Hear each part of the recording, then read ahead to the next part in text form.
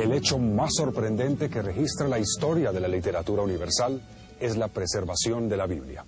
Desde tiempos remotos, las Sagradas Escrituras han sido objeto de innumerables embates que han puesto en peligro su conservación. Pese a todo, en el tercer milenio de la era cristiana, el mensaje dado de Moisés hasta Juan aún prevalece.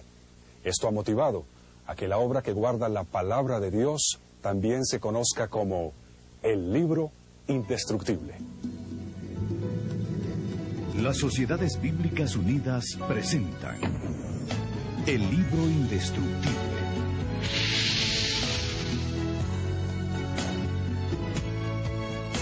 El propósito de Dios ha sido siempre mantener una comunicación clara y directa con su pueblo. Moisés fue el gran líder hebreo con quien el Señor hablaba y quien tuvo la labor de comunicar sus decretos y sus leyes al pueblo hebreo. A esos decretos, ordenados primeramente por Dios y luego escritos por Moisés, se les conoce como Decálogo o los 10 mandamientos de la ley de Dios. Otras leyes fueron dictadas por Dios para moldear el patrón de conducta de toda una nación, con repercusiones que llegan hasta el día de hoy.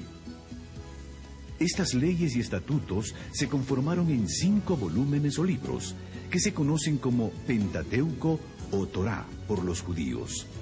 La palabra Torá, habitualmente traducida por ley, de acuerdo con su raíz hebrea, significa más bien guía o instrucción.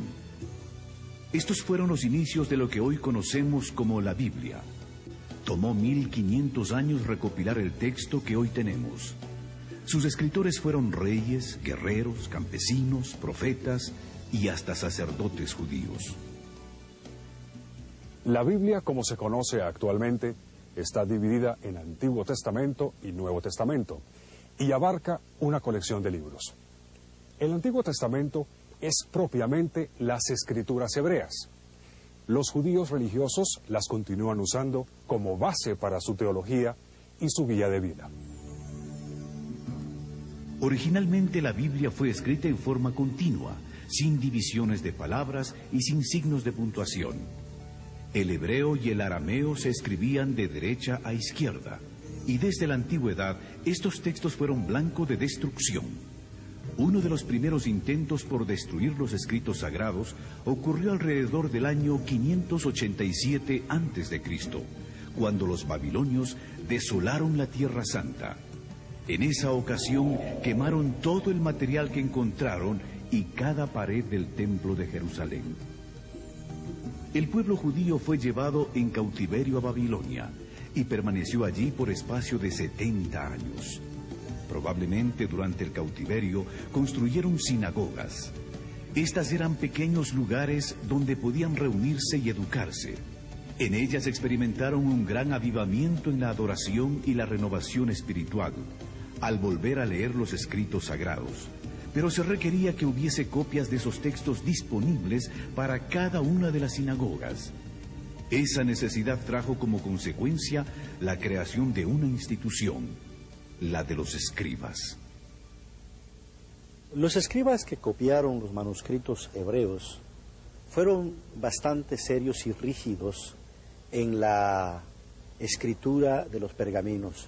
No solamente eligieron las plumas, eligieron con cuidado la tinta, sino también las pieles sobre las que se iban a copiar los diferentes manuscritos.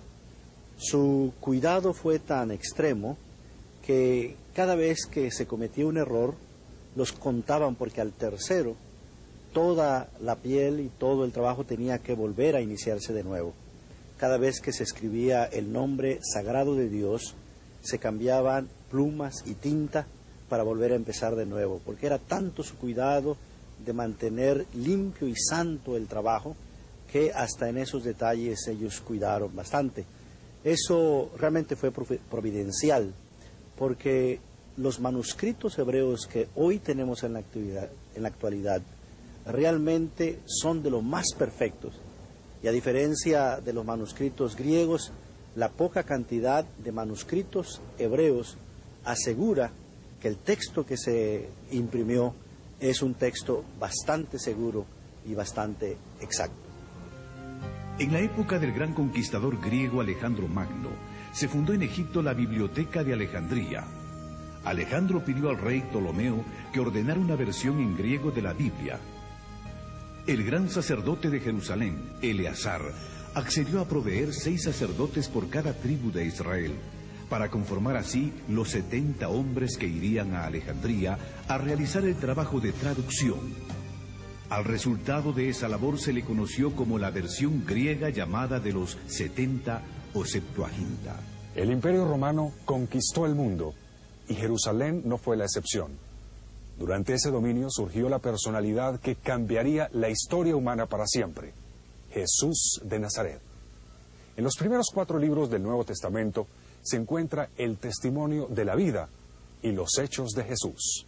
Inicialmente los evangelios correspondieron a una tradición oral, pero después de la muerte y resurrección de Jesús, muchos detalles empezaron a perderse. Por eso se hizo necesario escribir estos acontecimientos para evitar toda confusión. Este fue el propósito de Lucas, el médico amado, a quien se le atribuye haber escrito el Evangelio de Lucas y los Hechos de los Apóstoles. La propagación del Evangelio por medio de las prédicas de Pablo hizo que la Biblia llegara también a costas extranjeras y en griego, que era el idioma más extendido en la época, expandiéndose por el Asia Menor, y gracias al tráfico comercial entre Jerusalén y Roma, el cristianismo llegó a Europa. Miles de cristianos fueron quemados en hogueras o lanzados a los leones. Los cristianos se refugiaban en las catacumbas de Roma para escapar de la persecución al movimiento. Después de la ascensión de Jesús, los hechos de su vida y sus preceptos se hacían en forma oral, pero a medida que los testigos presenciales de Jesús iban muriendo, se perdía con ellos todo un tesoro de acontecimientos, imposibles de reconstruir, a menos que fuesen puestos por escrito. De esta manera, los evangelios surgen como una necesidad de quienes se habían constituido en seguidores de Jesús, para mantener presentes sus obras y sus enseñanzas. Dios obra de manera misteriosa para preservar su palabra en cualquier época de la historia humana. El primer siglo se caracterizó por el establecimiento de un movimiento cuya persecución fue encabezada por un celoso de la ley llamado Saulo. Después de una milagrosa conversión, ese perseguidor de la iglesia llegó a ser el autor de más de la mitad del Nuevo Testamento. También fue el responsable de la expansión del Evangelio por Asia Menor. Los años que siguieron a la ascensión de Jesús vieron el surgimiento de la iglesia y la expansión del cristianismo. Primero en Jerusalén y Judea, después al resto de Palestina, incluyendo Samaria, y se extendió hasta el resto de lo que hoy se conoce con el nombre de Asia Menor. El personaje más importante en la expansión del cristianismo en esta parte del mundo fue el apóstol Pablo. No solamente proclamó el Evangelio de manera oral, estableciendo iglesias, sino que para asegurar la continuidad de las comunidades y su educación, escribió cartas que llegaron a ser parte de lo que hoy se conoce con el Nuevo Testamento. Pero no solo Pablo escribió cartas. Hay otros autores que escribieron una carta o que escribieron otras cartas, y ese conjunto se conoce con el nombre de cartas universales. Pero también tenemos escritos como Apocalipsis, que forma parte de lo que se conoce con el nombre de literatura juanina y tiene que ver con el apóstol Juan, que fue uno de los seguidores de Jesús. La persecución de los cristianos en Roma fue basada en que este movimiento atentaba contra el emperador y que este grupo solo reconocía la autoridad de Jesús. La literatura usada por los cristianos era igualmente considerada subversiva. Para el año 150, los cristianos se encontraban ya no solo en Roma, sino tan lejos como al norte de Inglaterra, a pesar de que el Imperio Romano había hecho todo lo posible para parar el crecimiento del movimiento. Cada día se unían nuevos partidarios. Motivados por la fe y por el testimonio de los mártires, muchos se convertían al cristianismo. A pesar de la persecución iniciada por Nerón en el año 64 después de Cristo, el número de creyentes crecía y se expandía. La Biblia era la autoridad real del movimiento cristiano, aunque no fuese conocida por muchos, y el interés por estos escritos aumentó. La figura de Constantino fue de suma importancia. Construyó iglesias y pagó salarios a pastores. Por su empeño en mantener la unidad, proclamó el cese de la persecución. Esta proclama se extendió por todo el imperio con la derrota de Lucino en el año 323.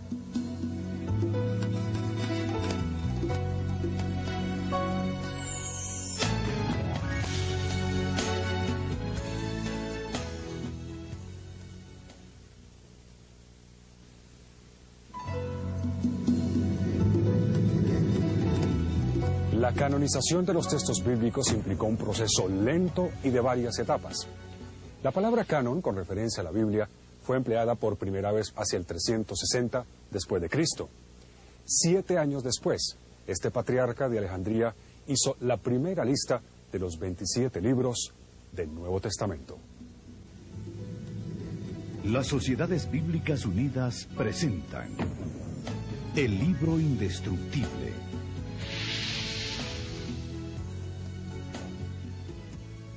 En el año 397, el Sínodo de Cartago dio su primera aprobación a los 27 libros.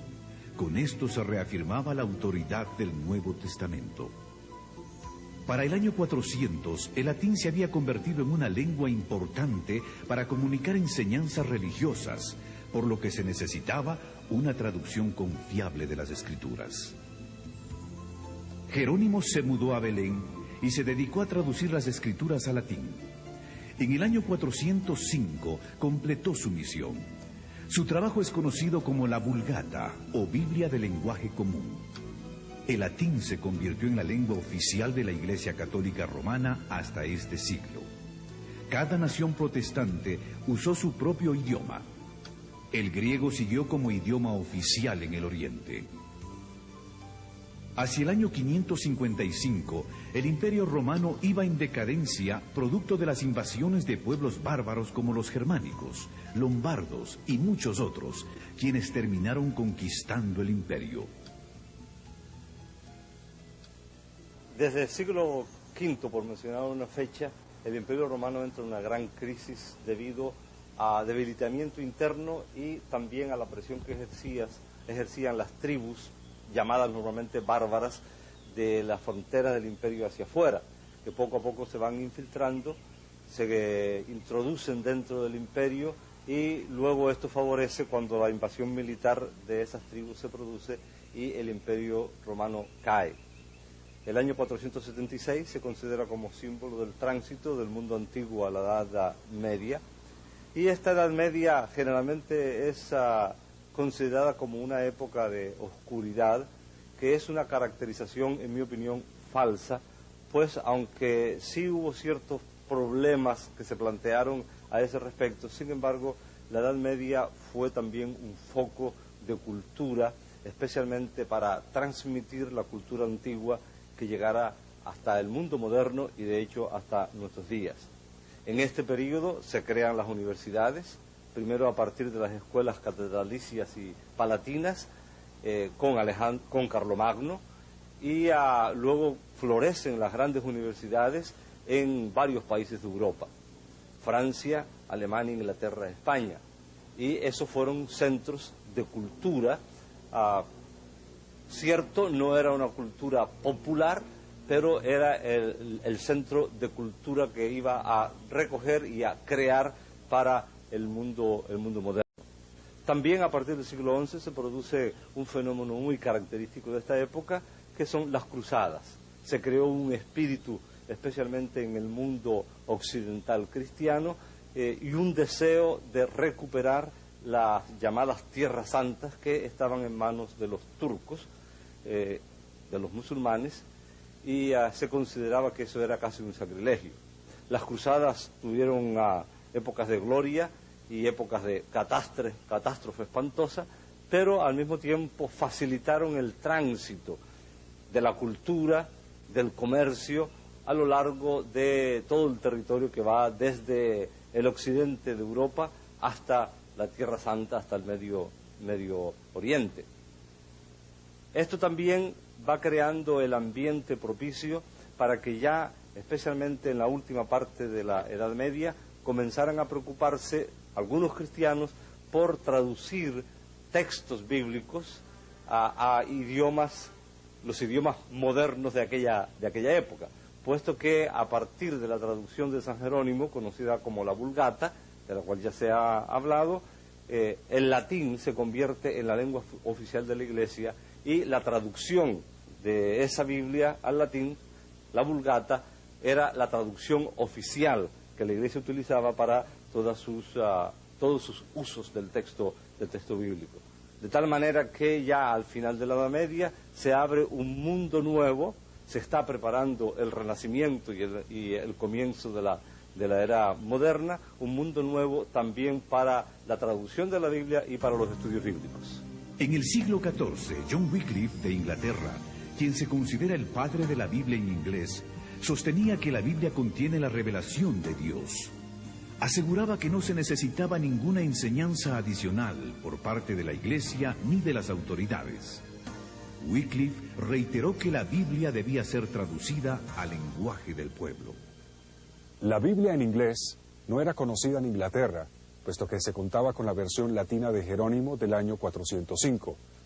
Wycliffe terminó la traducción del Nuevo Testamento a partir de la Vulgata latina en el año 1380. En 1382 se terminó el Antiguo Testamento.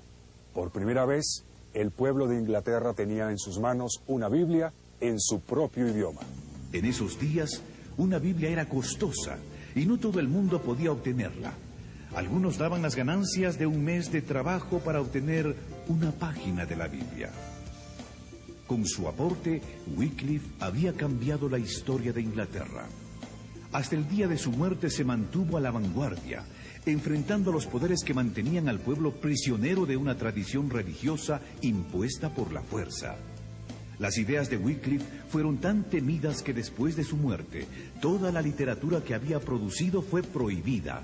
Y aún más, John Huss, de Bohemia, un admirador de Wycliffe, murió quemado en la hoguera en el año 1415, condenado por el Concilio de Constanza. La indignación de la Iglesia fue tal que desenterró los restos de Wycliffe, los quemó y luego los arrojó en el río Swift.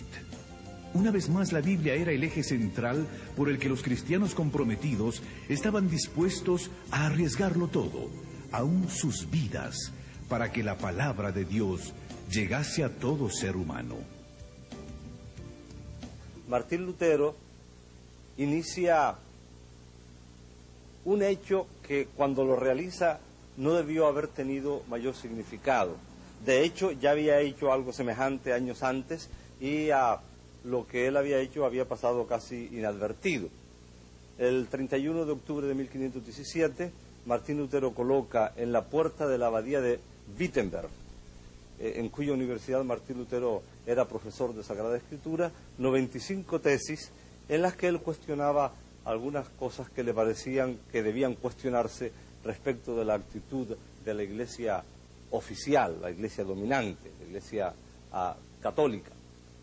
Martín Lutero colocó estas tesis no en alemán, sino en latín, porque estaban dirigidas simplemente a los eruditos de la universidad en la que él enseñaba. Y lo único que él pretendía era iniciar una discusión académica con sus colegas sobre los temas que él planteaba. Sin embargo, inesperadamente, aquel acto de colocar las 95 tesis, que era un acto sencillo, pero la reacción fue totalmente inesperada para el propio Martín Lutero, porque creó un polvorín hasta tal punto que hoy se considera que el 31 de octubre de 1517 es la fecha simbólica con que se inicia la reforma protestante del siglo XVI. Entran en ejercicio los órganos supremos de legislación y de autoridad en el imperio, y en 1521 Martín Lutero es llamado a la Dieta de Worms para que se retractara de las doctrinas que estaban enseñando. Es famosa la frase, probablemente un poco apócrifa, legendaria, pero simbólica, en que Martín Lutero se planta frente a la Dieta y sostiene que a menos que le convenzan con el texto de la Sagrada Escritura en la mano de que él está equivocado, él no va a retractarse. Amigos de Martín Lutero lo secuestran literalmente cuando sale de la dieta, lo llevan al castillo de Wartburgo y a eso que al principio podría parecerle a uno que fue también una especie de pequeña catástrofe, se convirtió en algo muy significativo, porque mientras estuvo en el castillo de Wartburgo, Martín Lutero tradujo el Nuevo Testamento del griego al alemán, iniciando también de esta manera a algo muy significativo, porque años más tarde termina la traducción completa de la Biblia y los especialistas en germanística señalan que esa traducción fue un hito muy, pero muy significativo en la formación de la lengua literaria de lo que hoy es el alemán. La traducción de Martín Lutero se convierte también en símbolo, porque entonces comienzan también a producirse traducciones en las otras lenguas de la Europa de la época. Pero en 1529 fue derogado dicho principio y se prohibió la difusión de la religión evangélica. Entonces fue presentada una protesta formal. En la misma se afirmaba que en asuntos de religión cada quien debía seguir a su conciencia. De ahí el nombre de protestantes, con el que se conoció a los seguidores de Lutero, Zwinglio y Calvino. La primera Biblia en francés es la aparecida en 1535, en versión de Pierre Robert Olivetan, primo de Calvino. Lutero proclamaba que la única fuente de verdad era la Escritura. Los movimientos de reforma religiosa estaban por esta época bastante difundidos en Europa. Se contaba con Erasmo de Rotterdam, John Colet en Inglaterra, Jacques Lefebvre en Francia, Francisco Jiménez de Cisneros en España, Juan Valdés en Nápoles. También apoyaban a Lutero los nacionalistas alemanes liderados por Ulrico von Hutten.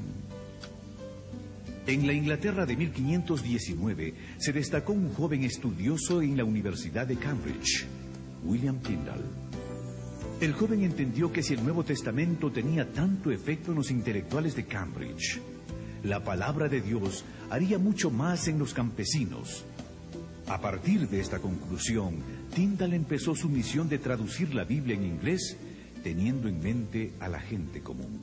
Tyndale tuvo que salir de Inglaterra para poder hacer su trabajo de traducción, porque en este país había prohibiciones de usar una Biblia que no fuera en latín. En 1524 viajó a Hamburgo para finalizar su traducción del Nuevo Testamento.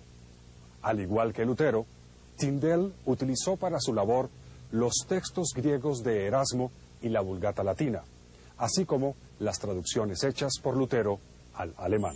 En diciembre de 1525, Tyndale imprimió el Nuevo Testamento e hizo los arreglos para introducirlo en Inglaterra de manera clandestina en sacos de harina. La llegada de la literatura en inglés fomentó el descontento oficial. Los problemas en la distribución empezaron cuando los Nuevos Testamentos tuvieron que ser introducidos en Inglaterra, usando diferentes vías como marinos mercantes y hombres de negocios. Las autoridades inglesas estaban activas. Arrestaban a todo aquel que encontraban con un ejemplar. La expectativa de poder leer la Biblia en inglés fue tan grande que la gente se arriesgaba a pesar de las amenazas. Cada libro de Tyndale que las autoridades encontraban era quemado. El obispo y el cardenal de Londres quemaron 158 cajas del Nuevo Testamento de Tyndale. Pero mientras en Inglaterra lo quemaban, cientos de ejemplares eran impresos en Alemania. Por espacio de 10 años, la destrucción sistemática del libro continuó en Inglaterra, y los difusores eran puestos en prisión o quemados en la hoguera. A pesar de que las autoridades hacían esfuerzos por parar el trabajo de Tyndale, este lo continuó desplegando fervientemente. Tyndale fue traicionado, arrestado y puesto en prisión en Bélgica por año y medio. Luego fue enviado a la hoguera. Otro hombre, Miles Coverdale, terminó el trabajo de traducción de la Biblia basado en el trabajo de Tyndale. Esta Biblia salió de la imprenta en 1535. 2 años más tarde, el rey de Inglaterra consintió en hacer uso de la Biblia en idioma inglés. La próxima medida fue que se colocara una Biblia grande en cada iglesia. En 1604 el rey James autorizó la traducción de la Biblia. Para lograrlo, juntaron a los 40 eruditos más destacados de Inglaterra, entre los que se encontraban los decanos de Cambridge y Oxford. Finalmente, este gran esfuerzo terminó siendo la Biblia de más distribución en el mundo de habla inglesa. La Biblia versión King James, que lleva el nombre en honor al rey. Definitivamente, este gran libro superó todo, los tiempos, las oposiciones, convirtiéndose en el libro indestructible.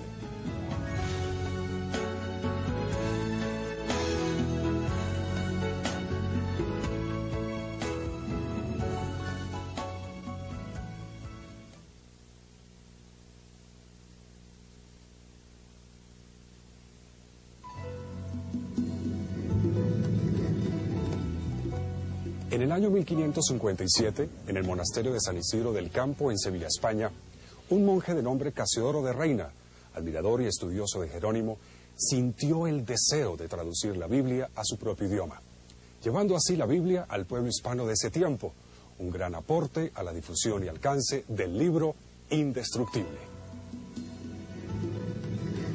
Las Sociedades Bíblicas Unidas presentan el libro indestructible.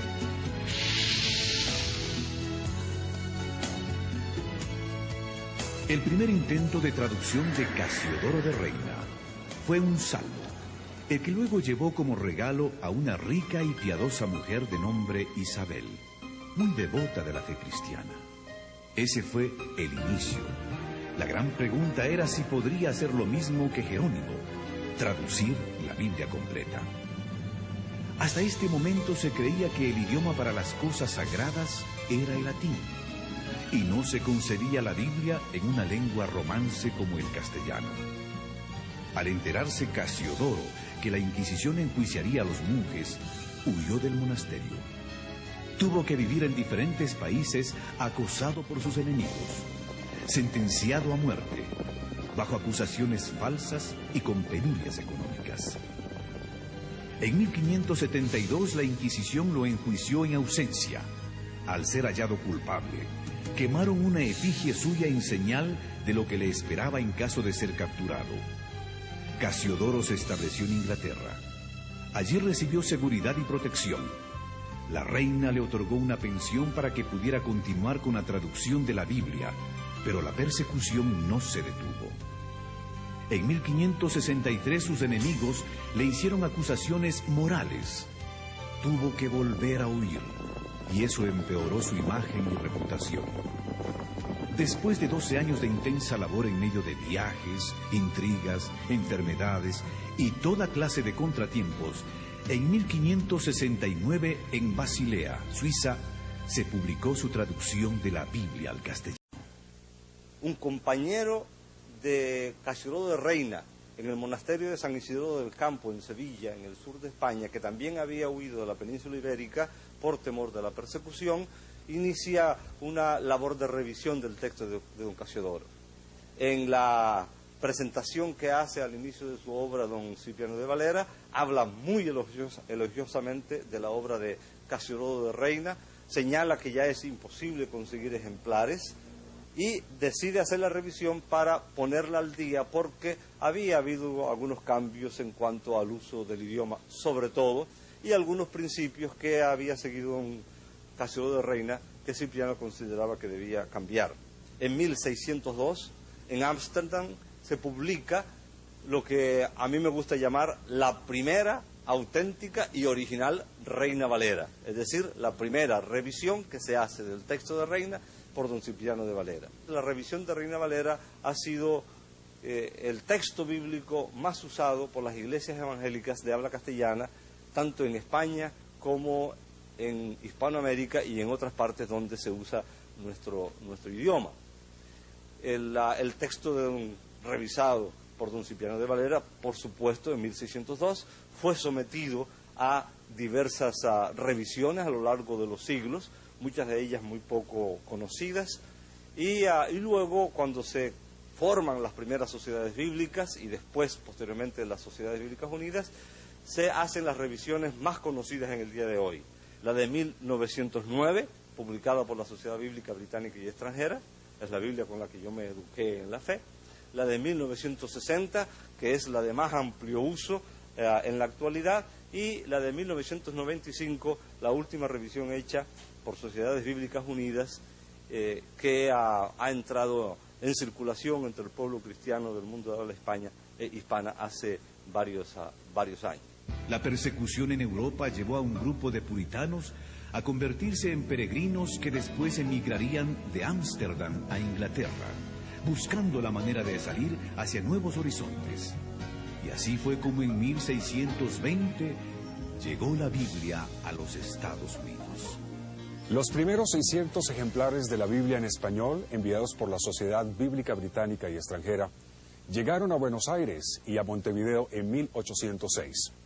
Entre 1804 y 1807 se imprimieron 20.000 ejemplares del Nuevo Testamento en portugués, que marinos y comerciantes distribuyeron en las costas de Brasil. Entre los años 1808 y 16 se repartieron en las Indias Occidentales, Honduras y las Guyanas 4.000 ejemplares de la Biblia y 11.500 Nuevos Testamentos en español, francés, inglés y holandés.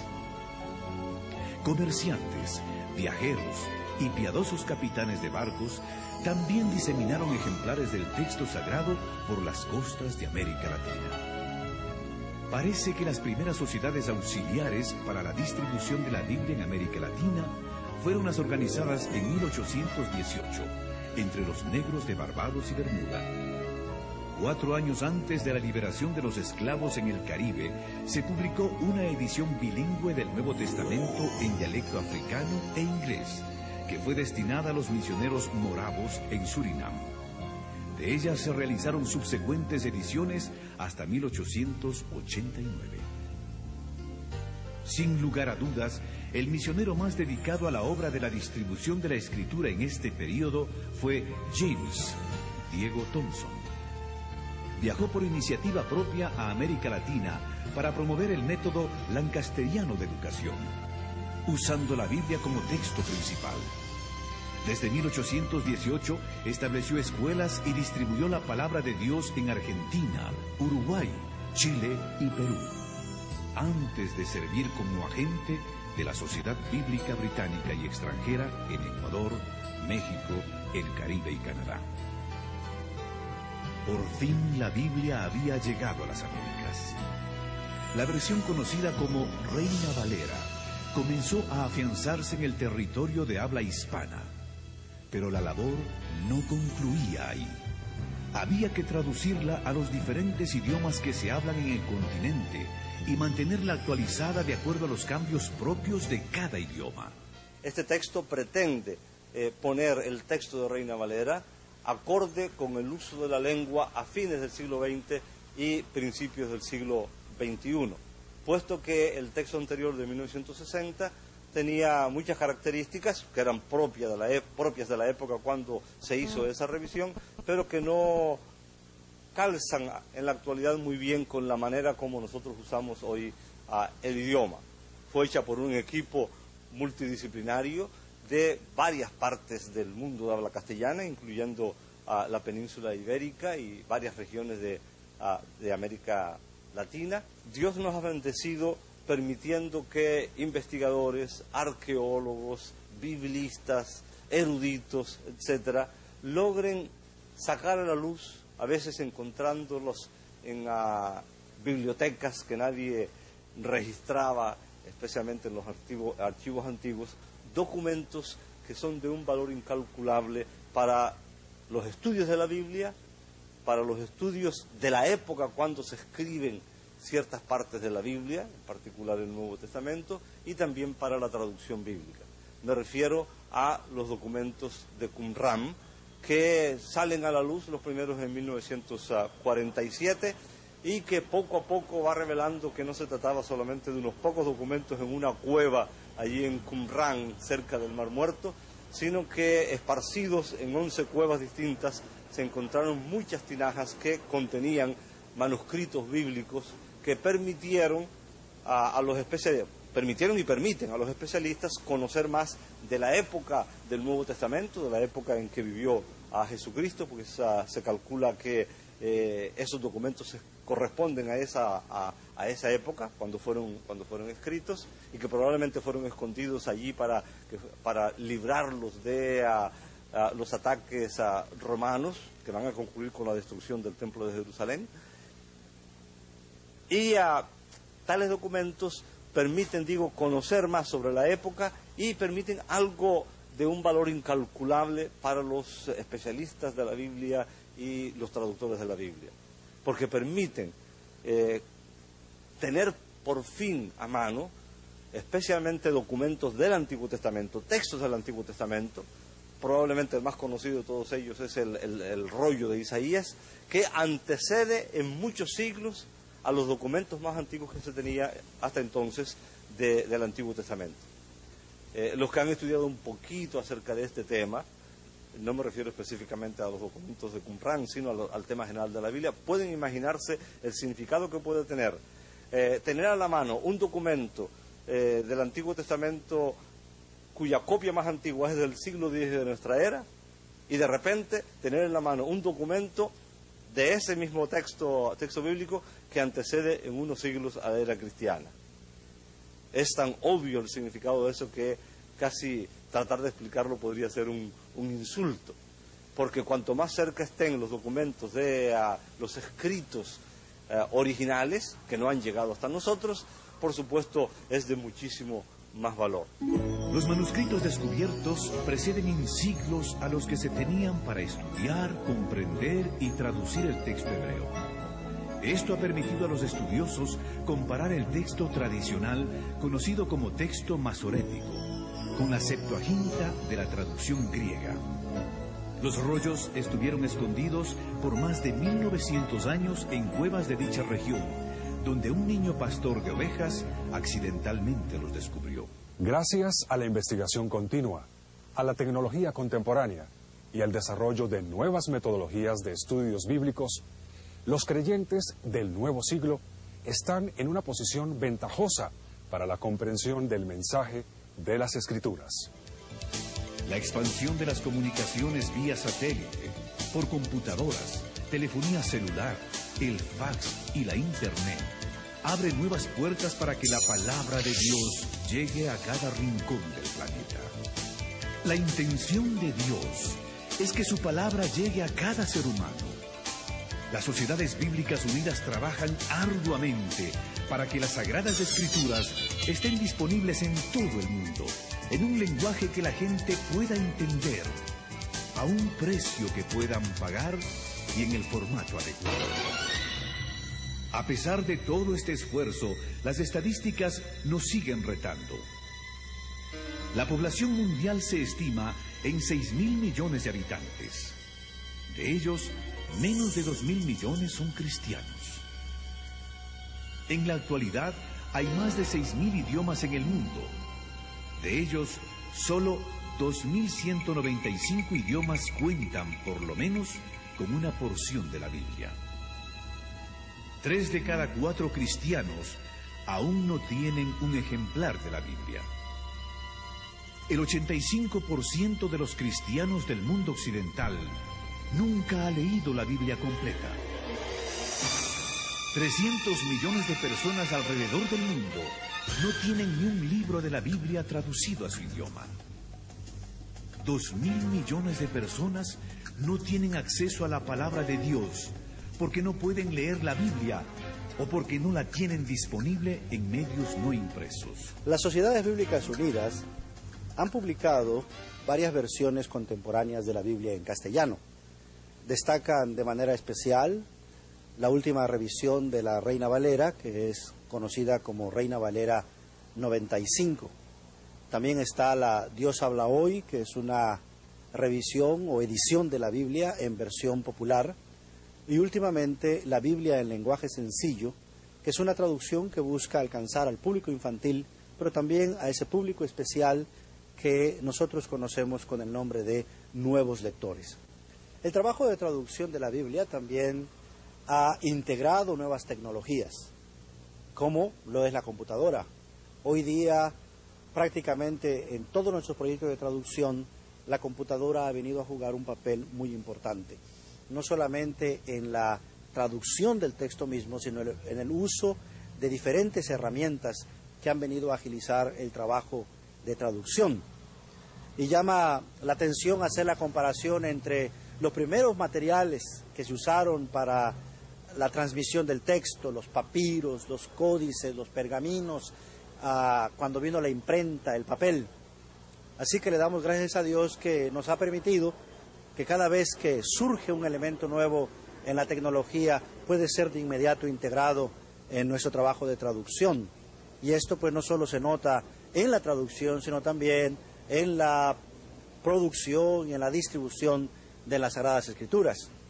Además, hay que agregar el hecho de que hemos involucrado en nuestro trabajo de traducción otros medios de comunicación, como lo son el video, el audio, y para ello los consultores de traducción, los equipos de traducción están siendo ayudados, entrenados al uso de esta nueva tecnología, de cómo traducir la palabra de Dios, enfatizando la oralidad del texto, o en el caso de los videos, todo el tipo de trasfondo, de materiales visuales que tienen que ser integrados, pero que reflejen de manera fiel el mensaje de la palabra de Dios. En la era de la informática, ya contamos con una concubilla, es decir, la Biblia en CD-ROM. Y para las generaciones más jóvenes, la Biblia está disponible en audio y en video. Para los invidentes o aquellas personas con problemas visuales, la Biblia está disponible en el sistema Braille de lectura. La historia de la Biblia nos presenta un libro que fue perseguido por sus enemigos y protegido por Dios. Porque su propósito es comunicar salvación a todas las generaciones. Gracias a todo el esfuerzo, la fe que una vez fue dada a los santos nos fue entregada en herencia. La palabra divina que la genera llegó hasta nosotros. Tertuliano, uno de los padres de la Iglesia en Occidente, declaró: la sangre de los mártires es la semilla de la Iglesia. Y eso se hizo evidente cada vez que un cristiano fue martirizado, porque Dios levantaba 10 creyentes para que tomaran su lugar. 4000 años son difíciles de resumir, pero la Biblia no es lo único que ha resultado del largo proceso de formación del canon. La colección de los libros considerados como inspirados por Dios también nos hablan de nuestro constante peregrinaje de fe. En este nuevo siglo, hagamos como el pueblo hebreo, que un día al regresar del exilio volvió a la Biblia y sus corazones se llenaron de gozo y esperanza para el presente y el futuro. El plan de Dios para la humanidad ha sido preservado milagrosamente en forma de una biblioteca que es y será siempre un libro indestructible. Hagamos de este libro indestructible el centro de nuestros valores, la norma para nuestra vida. Digamos al mundo: estas palabras se escribieron para que crean y para que en ellas también tengan la vida eterna.